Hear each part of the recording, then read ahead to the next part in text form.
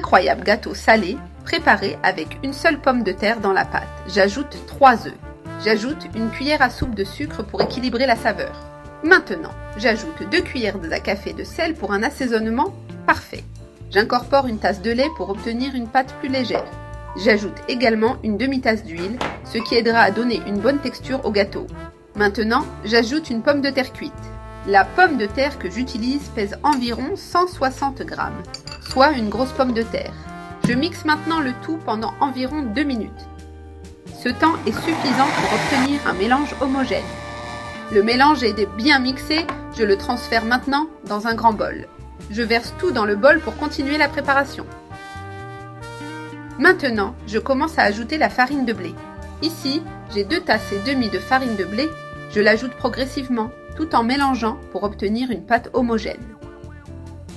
Je continue à mélanger et j'observe la texture de la pâte. Parfois, il n'est pas nécessaire d'utiliser toute la farine, cela dépend de la consistance de la pâte. J'ajuste la quantité en fonction de la texture que je souhaite obtenir. À la fin, je vérifie la quantité exacte utilisée. Dans ce cas, je n'ai utilisé que 2 tasses de farine au lieu de 2 et demi. J'ai tout bien mélangé et la pâte a maintenant cette consistance. Maintenant, j'ajoute la garniture qui rendra ce gâteau encore plus délicieux. Ici, j'ai 200 g de jambon coupé en dés. J'ajoute également 100 g de mozzarella coupé en petits cubes. Vous pouvez choisir la garniture qui vous plaît le plus. Vous pouvez utiliser du fromage cheddar, du parmesan ou tout autre fromage de votre choix. Cette recette est également délicieuse avec du chorizo ou des saucisses. Cela apporte une saveur incroyable et s'accorde parfaitement avec cette pâte. Choisissez donc la garniture que vous aimez et personnalisez votre recette.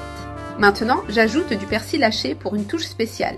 Cet ingrédient est optionnel, mais il rehausse beaucoup la saveur du gâteau. Si vous n'aimez pas, vous pouvez simplement ne pas l'ajouter.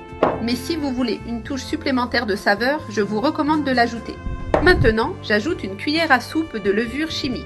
Je mélange doucement pour bien répartir la levure sans qu'elle perde son effet. Ce gâteau est idéal pour un goûter ou même comme accompagnement d'un repas. Maintenant que la pâte est prête, je mets la spatule de côté et prépare le moule. Je beurre et farine un moule pour éviter que la pâte ne colle. Je verse toute la pâte dans le moule et l'étale bien pour la lisser. Maintenant, je donne quelques petits coups pour bien répartir la pâte uniformément. Il ne reste plus qu'à l'enfourner à 200 degrés pendant environ 40 minutes.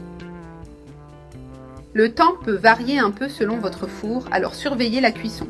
Le gâteau est prêt et maintenant je vais le démouler pour vous montrer le résultat. Regardez comme ce gâteau salé est magnifique. Il est encore chaud mais on voit déjà comme il est moelleux.